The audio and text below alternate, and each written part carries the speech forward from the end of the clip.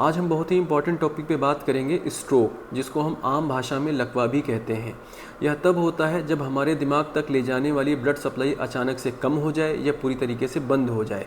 इससे brain cells dead होना start हो जाती हैं और हमें स्ट्रोक हो जाता है या हमें लकवा हो जाता है। स्ट्रोक मुख्य रूप से दो प्रकार के होते हैं। फर्स्ट इस्केमिक स्ट्रोक, इसमें ब्रेन में ले जाने वाली किसी नस में ब्लड का कोगुलेशन हो जाता है या थक्का जम जाता है, जिसकी वजह से ब्लड सप्लाई इंटरप्ट होती है और ऑक्सीजन सप्लाई भी इंटरप्ट होती है।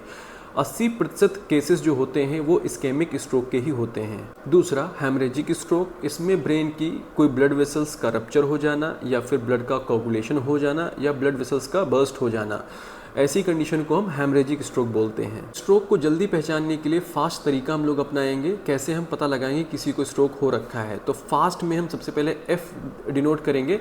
F stand for face. हम पेशेंट से मुस्कुराने के लिए कहेंगे। अगर उसका चेहरा एक तरफ झुक जाता है तो इसका मतलब खतरा है। ए स्टैंड फॉर आर्म। हम दोनों हाथों को ऊपर उठाने के लिए कहेंगे। अगर उनमें से कोई एक हाथ नीचे गिर जाता है तब भी ये खतरे की निशानी है। Next speech. मरीज से सरल वाक्य बोलने को कहिए। अगर उसकी आवाज़ साफ नहीं आ रही है या शब्द लड़खड़ा रहे हैं, इसका मतलब उसको स्ट्रोक होने के चांसेस हैं। T time.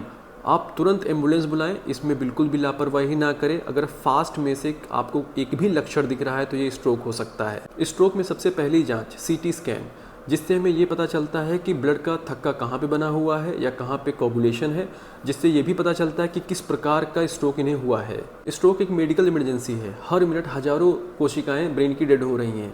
अगर सही समय पर इलाज मिल जाए तो हम पेशेंट को बचा सकते हैं। स्ट्रोक से बचने के लिए ब्लड प्रेशर को कंट्रोल में रखें। अगर आप डायबिटिक हैं तो डायबिटिक को भी कंट्रोल में रखें। प्रॉपर व्यायाम करें। इसके अलावा आप धूम्रपान से बचें और अच्छा खान पीन करें। तो याद रखें, स्ट्रोक को जानने के लिए फास्ट फॉर्मूला हमेशा याद रखें। अगर इसमें से कोई भी एक लक्षण दिखता है, आप तुरंत मेडिकल टीम से कांटेक्ट करें और अपने ब्रेन को सेफ रखें।